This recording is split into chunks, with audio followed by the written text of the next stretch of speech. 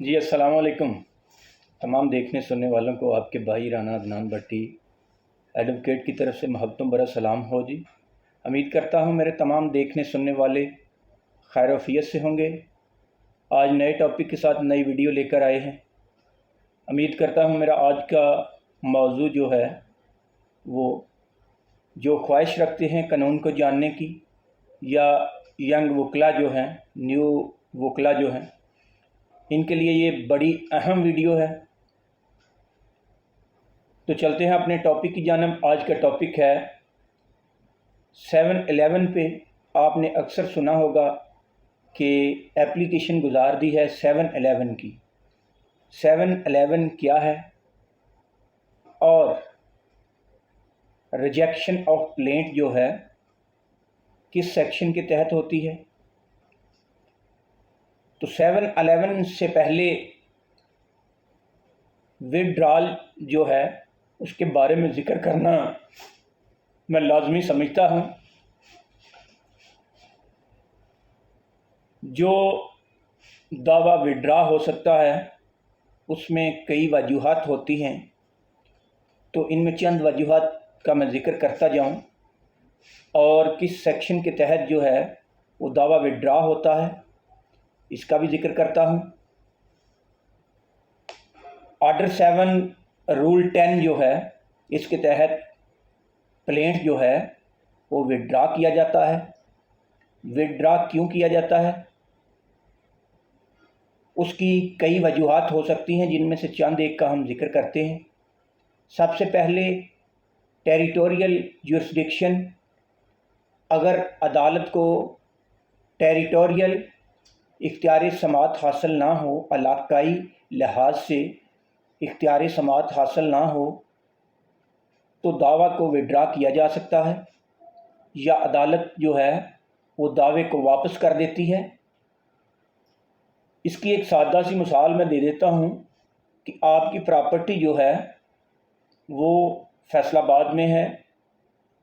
आप जो civil suit है वो लाहौर में दायर कर देते हैं, तो लाहौर सिविल कोर्ट को ये पावर हासिल नहीं है कि वो फैसलाबाद की जो प्रॉपर्टी है वो सुने।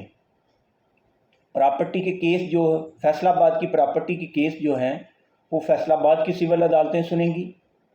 लाहौर की जो प्रॉपर्टी है उन प्रॉपर्टी जो है उनके केसेस लाहौर में दायर किए जाएंगे। अगर आप गलत दायर कर देते हैं तो अदालत आपको 7 रूल 10 के तहत दावा वापस कर देगी। इसी तरह पेक्यूनरी जुरिस्डिक्शन, जिसे मालियाती इख्तियार समात मालियत के हिसाब से अदालत का इख्तियार समात होता है। एक अदालत को 50 लाख या 80 लाख तक के केसेस सुनने का इख्तियार समात हासिल है, लेकिन आपने करोड़ या 2 करोड़ का या इससे ज़्यादा मालियत का दावा अगर उस अदालत में कर दिया है, तो जनाबे वाला वहाँ पे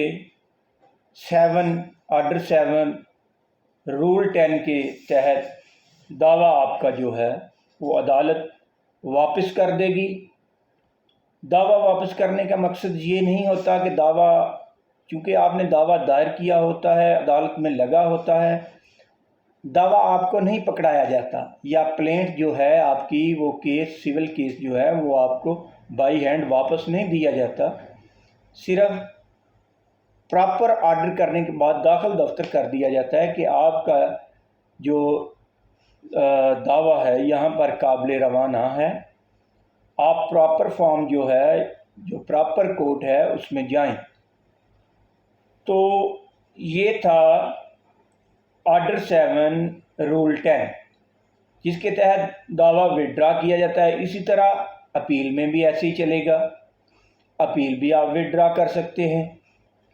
तो अब चलते हैं जो बहुत ही अहम जो ٹاپک ہے جو ہماری روزمرہ زندگی میں دعویٰ جات میں 711 اپلیکیشن گزاری جاتی ہے۔ 711 اپلیکیشن کیا ہے؟ اصل میں یہ جب کیسز میں ڈیفیشنسی ہوتی ہے تو اپلیکیشن 711 گزاری جاتی ہے۔ Application under order 7 rule 11 CPC یعنی کہ سول پروسیجر کوڈ، اس کے تحت آپ اپلیکیشن گزاریں گے۔ آپ سے مراد مدعا علیہ جو ہے، جو ڈیفینڈنٹ ہے، وہ اپلیکیشن گزار دیتا ہے کہ اس کو دعویٰ قابل روانہ ہے، اسے خارج کیا جائے۔ تو جناب والا اس کی 4 صورتحال ہیں، 4 جو اس کے لوازمات ہیں جس کے تحت دعویٰ خارج کیا جا سکتا ہے۔ اگر پلینٹف کو سب سے پہلا نمبر بتاتا چلوں، اگر پلینٹف کو کاز آف ایکشن یعنی بنائے دعویٰ حاصل نہ ہو، اسے کسی پراپرٹی سے اس کا تعلق نہیں، لیکن اس نے دعویٰ کر دیا یعنی اسے بنائے دعویٰ حاصل نہ ہے، تو دعویٰ جو ہے وہ ریجیکٹ ہو جائے گا۔ عدالت خود بھی دعویٰ ریجیکٹ کر سکتی ہے 711 کے تحت، یا اپلیکیشن جو ڈیفینڈنٹ گزارتا ہے اپلیکیشن 711 کی، وہ گزارنے کے بعد بھی عدالت دعوے کو، پلینٹ کو ریجیکٹ کر سکتی ہے۔ تو دوسرا نمبر ہے ویلیو آف سوٹ۔ آپ دعویٰ میں، پلینٹ میں، اپنے کیس میں جو پراپرٹی کی مالیت ہے وہ ایگزیکٹ نہیں لکھتے، آپ پراپرٹی کی مالیت جو ہے وہ کم لکھتے ہیں۔ پراپرٹی آپ کی 5 کروڑ کی ہے اور آپ نے کورٹ فیس سے بچنے کے لیے 5 لاکھ روپے وہاں پر لکھ دیا، تو ڈیفینڈنٹ، اس میں جو ڈیفینڈنٹ ہوگا وہ اپلیکیشن 711 گزارے گا کہ دعوے میں غلط مالیت لکھی گئی ہے، عدالت کو گمراہ کرنے کی کوشش کی گئی ہے، تو عدالت اس میں 711 کے تحت سوٹ کو ریجیکٹ کر سکتی ہے۔ اس کے بعد اگر کورٹ فیس جو ہے وہ نہ لگایا جائے تو بھی عدالت کو اختیار حاصل ہے کہ عدالت دعویٰ کو ریجیکٹ کرے۔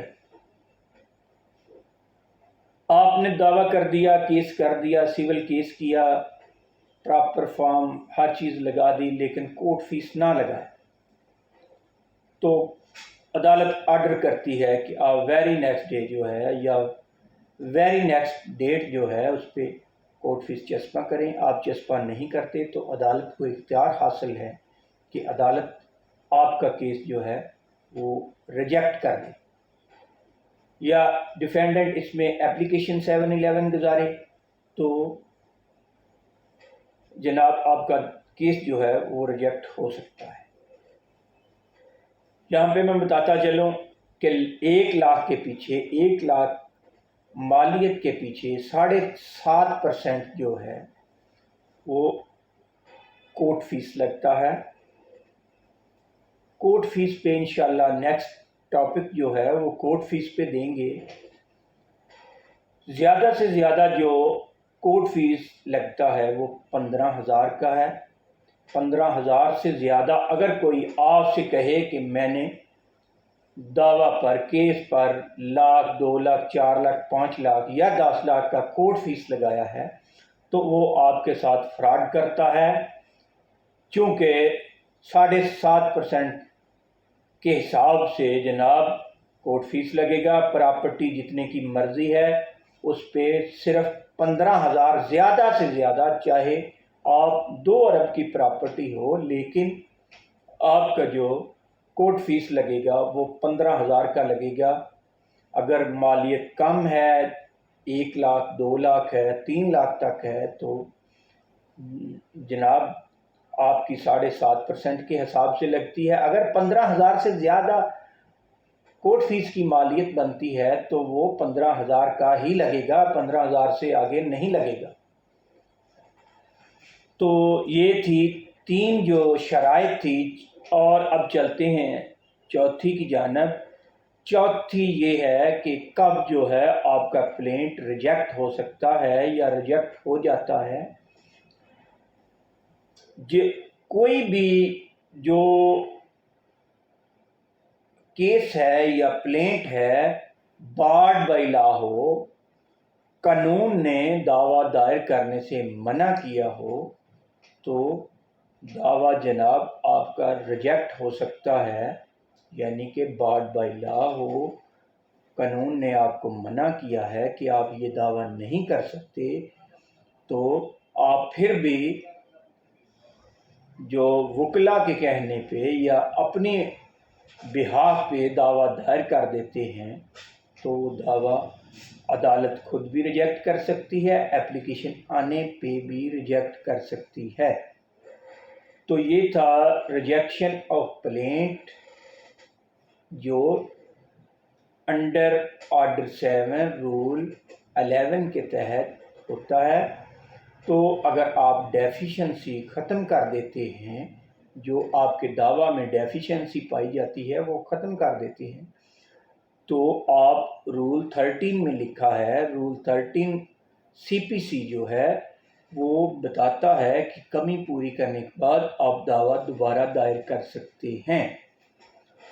इसके बाद सेक्शन जो 9 है वो बताता है कि कौन कौन से दावा जात जो हैं वो बार्ड बाय लॉ हैं। तो उम्मीद करता हूँ